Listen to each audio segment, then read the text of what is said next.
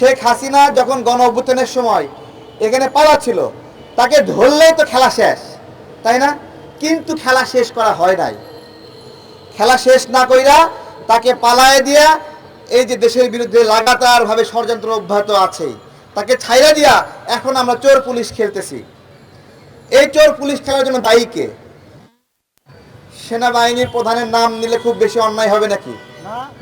হ্যাঁ, ওনার কোনো ডিসিশন ছিল না এখানে যেতে দেবেন উনি?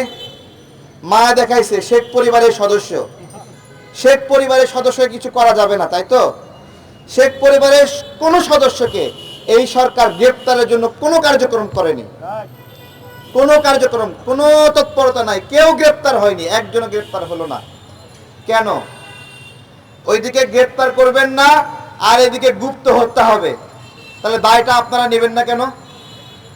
এবং এই যে গুপ্ত হত্যা বিষয়ে একটা কোনো বক্তব্য দেয়নি স্বরাষ্ট্র উপদেষ্টা, কোনো বক্তব্য দেয়নি। কেন বক্তব্য দিলেন না? কেন বক্তব্য দিলেন না? তদন্ত হলো না, গণমাধ্যমের ভাইরাও নিউজ করেননি। কেন নিউজ করেননি? কেন? এটা কি ঘটনা নয়? একটা ছেলেকে 5 জনে কুপিয়ে রাস্তায় ফেলে রাখলো, হত্যা করে দিল, কেউ নিউজ করলো না, এটা কোনো কথা? এই ছেলেটা আমার পাশাপাশি ইস্ট ওয়েস্ট ইউনিভার্সিটির সামনে আন্দোলন করেছিল, তাকে হত্যা করা হলো। এরপরে আর একজন, বেশ কিছু গণমাধ্যমে নিউজ হয়েছিল, পাসপোর্ট অধিদপ্তরের এডিজি সেলিনা বানু 7 দিনে 7.5 কোটি টাকা ইনকাম করেছিল, 7 দিনের মধ্যে। এটা নিউজ হয়েছে, খবর আসছে।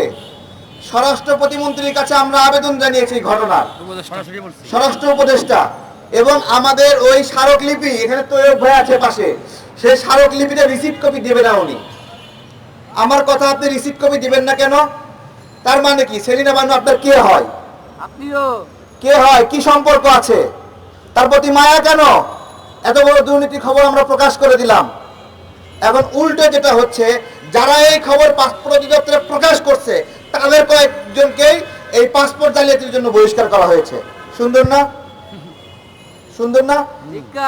আমাকে মাঝে মাঝে অনেকে জিজ্ঞাসা করে, ভাই দেশ কেমন চলছে? আমি বলি, ভাই জেলখানা থেকে মুক্ত আছি, শুকরিয়া। আমরা কি আর চেয়ে বেশি কিছু আশা করতে পারি? ধন্যবাদ সবাইকে।